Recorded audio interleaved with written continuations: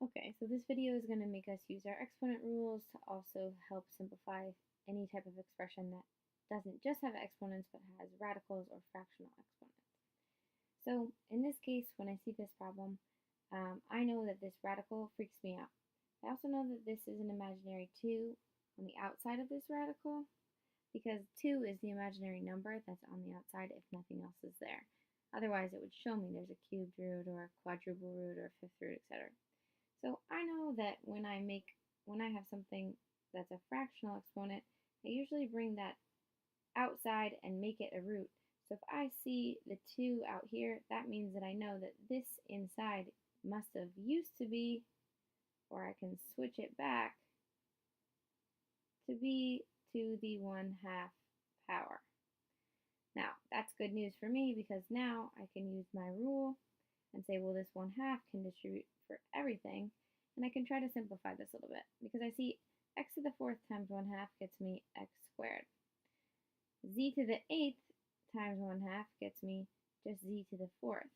Now, y cubed times 1/2 doesn't necessarily get me a pretty number. That would be 1.5.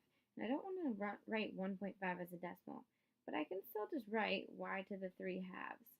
I can write y to the 3 halves because it's still a fraction, and I'm just not going to simplify it into a whole number. Now, no one ever told me that I can't have a rational fraction as the exponent if there's no more simplifying to do. And I know there's no more simplifying because there's just an x, just a y, and just a z, so I know this is done. Let's move to the next one. Here we have just a regular old expression with no radicals and no fractional exponents, but we're just going to practice this.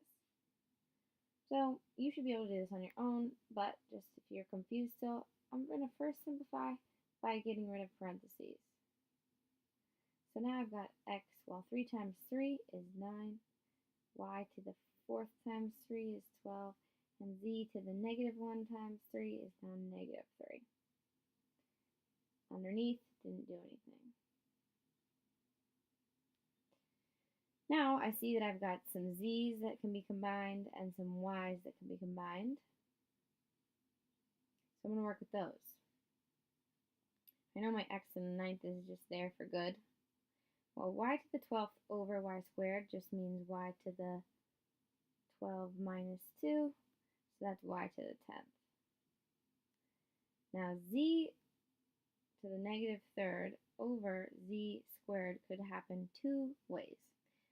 I remember that negative exponents aren't good, so I could always take this and move it underneath to the denominator and make it positive.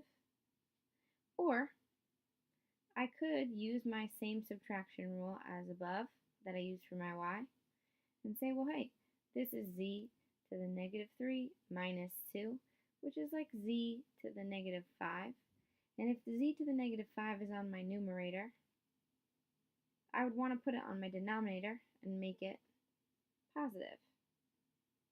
I would still do the same thing if I would have went with option 1, because z squared times z cubed is just adding exponents, which would be z to the 5th, and I would also still get z to the 5th on the denominator. Now I look at this fraction, I have 1y, 1x, and 1z, and that's as far simplified as I'm going to go, so I'm done. Let's take a look at the next one. Now here I see that there are roots, so I'm going to try to use my rules and make sure that I get everything as simplified as possible. I'm going to start with the numerator, with this 4. So if I distribute this to each term, even the x when it doesn't have an exponent, the x has an imaginary exponent of 1. So this would become multiplication. So z to the 3rd times 4 is z to the 12th. Y to the 8th, and x to the imaginary 1 times 4 is just 4. Now over here, I want to make sure I remind myself that a square root is also just like putting something to the 1/2 power. Now if I put this to the 1/2 power, I can distribute the 1/2 to both pieces. Well, like the first problem we just did, 3 times 1/2 doesn't give us anything pretty. We'll leave it at 3 halves. but 4 times 1/2 does. 4 times 1/2 is 2. So that's my new denominator.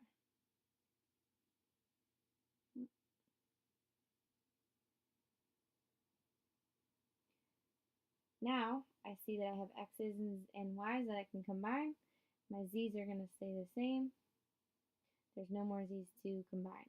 I see y to the 8th over y squared. Well, that's just y to the 8 minus 2, which gives me a positive 6.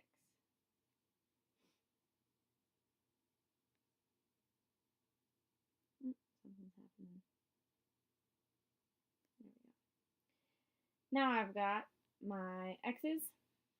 I have x to the 4th over x to the 3 halves. Well, in my rules, that tells me it's to the 4 minus 3 halves, which I'm going to have to do on the side here. Well, what is 4 minus 3 halves? Well, let's make this over 1. And I know when I multiply and divide fractions, it doesn't matter about the denominator. But when I add and subtract, the denominators need to be the same. So if I make these both into halves, well, 4 over 1 is the same as 8 halves, 8 over 2, minus 3 over 2. See here, 8 over 2, I didn't change the value. It still means 4, but now I can combine these and subtract. So 8 minus 3 is 5 over 2, 5 halves. So now this gets me x to the 5 halves power.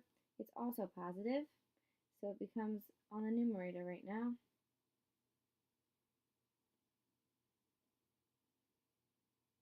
And now this is just over 1, which we all know doesn't mean anything. So I could drop the denominator and just have my z to the 12th power times y to the 6th power times x to the 5 halves power and be done. I only have 3 variables. There's nothing to combine, and I've done as much as I possibly can. And let's look at our final example. So this one gets a little tricky. I have a 1/2 on the outside, and then I have another parenthesis set on the inside, and I'm wondering, well, what should I do first? Doesn't matter, but I would always suggest that you go with the with the inside first. So I'm going to take this 1/2 and distribute it to everything after I do this inside set of zy squared.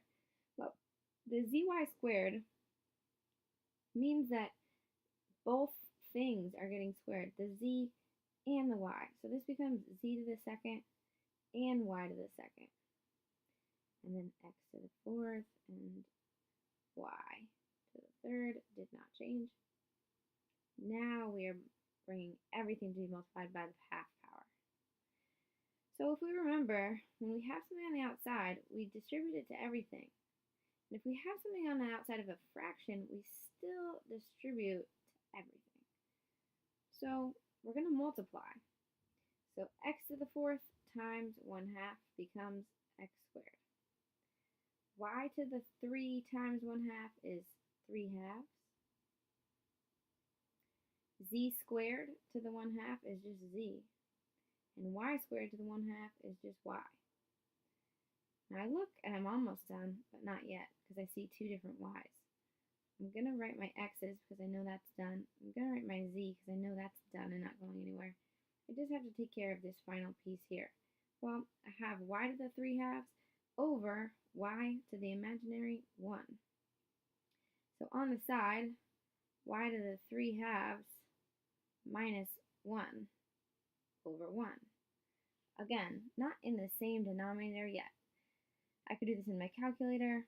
If I wanted to, I could make this into seconds or halves. This really means 3 halves minus 2 over 2, because I can write 1 in any form. Well, 3 halves take away 2 halves equals 1/2. So I know that my exponents for y is y to the 1/2. I could also write this if I wanted to as x squared over z. I know that to the 1/2 power also means the square root of something. So I could write that as well. Either one of these is correct. if something told you specifically no radicals or specifically no fractional exponents, then you would choose one of them. But as you can see, there's two different answers here. They mean the same thing.